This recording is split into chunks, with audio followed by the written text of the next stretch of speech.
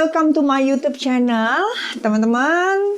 Saya Indah Warsetio, personal branding coach-nya teman-teman. Saat ini saya akan berbagi tips and sharingnya tentang menghadapi bisnis di tengah pandemi COVID. Nah, terima kasih kepada teman-teman yang sudah berkontribusi memberikan beberapa pertanyaan kepada saya. Oke, kita akan simak pertanyaannya dan sharing tips yang akan saya berikan.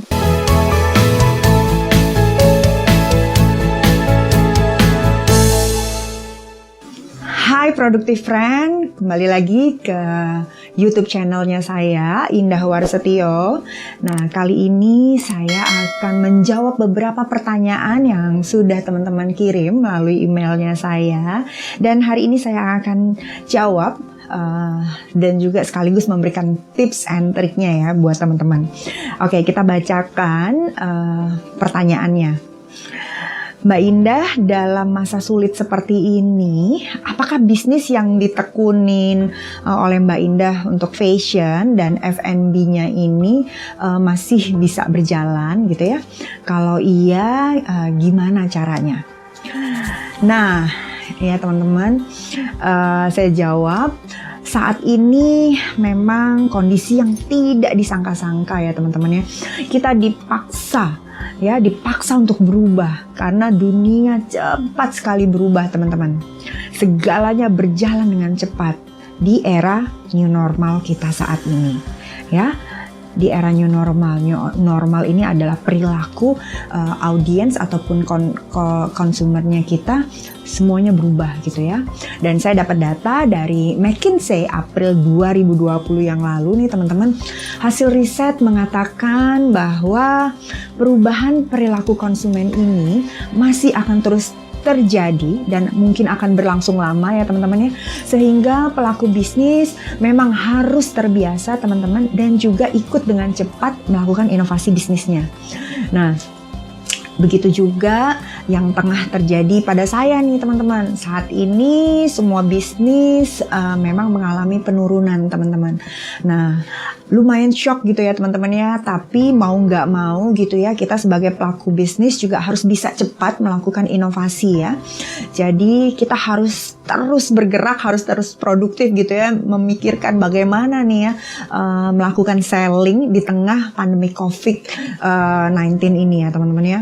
Nah, yaitu dengan saya memproduksi, masih tetap jahit-jahit gitu ya, tapi saya tidak memproduksi fashion pada umumnya. Biasanya kalau lagi high season lebaran gitu ya, saya biasanya produksi kaftan. Tapi saat ini saya langsung switch dengan memproduksi APD, alat pelindung diri, hazmat gitu ya teman-teman, coverall yang dibutuhkan bagi kalangan medis.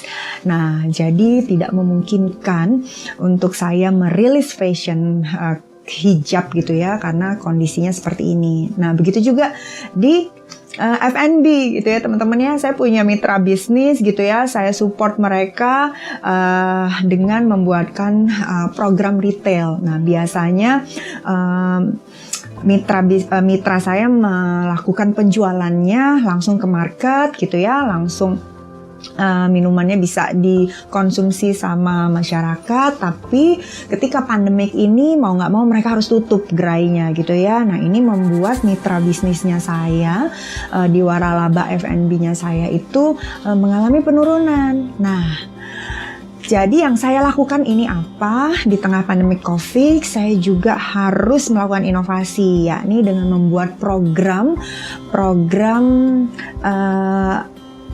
kumpul bersama di rumah dengan menghadirkan si food and beverage-nya kita tadi gitu ya ke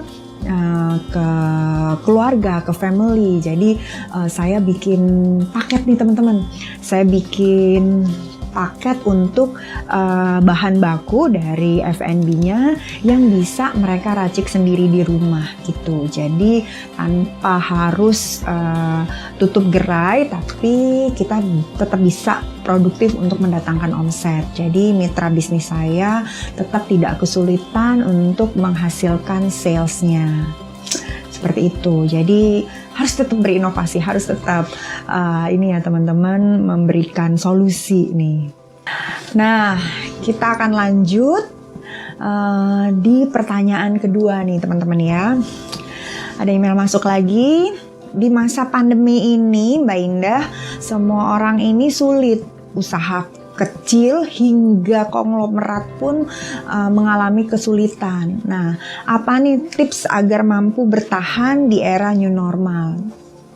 Wow, ini pertanyaannya bagus banget, sekaligus PR juga ya, dari bisnis kecil hingga ke konglomerat. Ini kayaknya konglomerat aja sulit gitu ya, apalagi saya mau jawabnya. Tapi nggak apa-apa teman-teman, mungkin ada yang bisa teman-teman dapatin dari sharingnya saya.